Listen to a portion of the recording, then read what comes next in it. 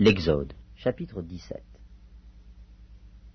Toute l'assemblée des enfants d'Israël partit du désert de Sin, selon les marches que l'Éternel leur avait ordonnées, et ils campèrent à Réphidim, où le peuple ne trouva point d'eau à boire. Alors le peuple chercha querelle à Moïse. Ils dirent, « Donnez-nous de l'eau à boire. » Moïse leur répondit, « Pourquoi me cherchez-vous querelle?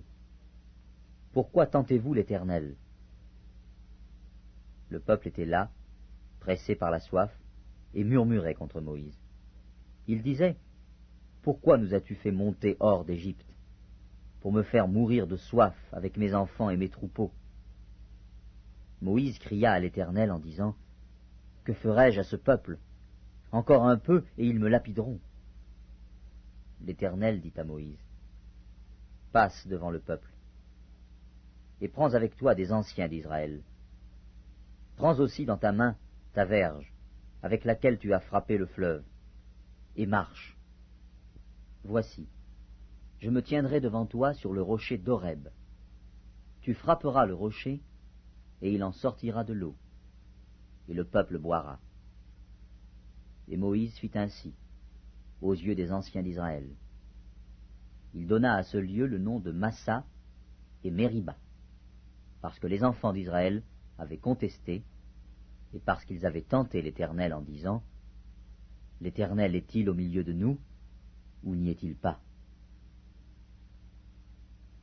Amalek vint combattre Israël à Réphidim. Alors Moïse dit à Josué, « Choisis-nous des hommes, sors, et combat Amalek. Demain, je me tiendrai sur le sommet de la colline, la verge de Dieu dans ma main. » Josué fit ce que lui avait dit Moïse pour combattre Amalek.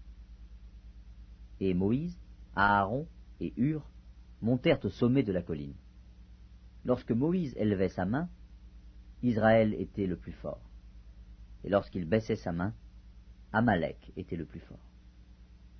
Les mains de Moïse étant fatiguées, ils prirent une pierre qu'ils placèrent sous lui, et il s'assit dessus.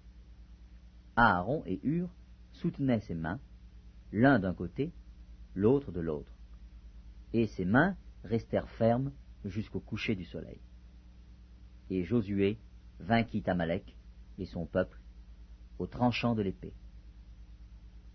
L'Éternel dit à Moïse, « Écris cela dans le livre, pour que le souvenir s'en conserve, et déclare à Josué que j'effacerai la mémoire d'Amalek de dessous les cieux. » Moïse bâtit un autel, et lui donna pour nom « L'Éternel, ma bannière ».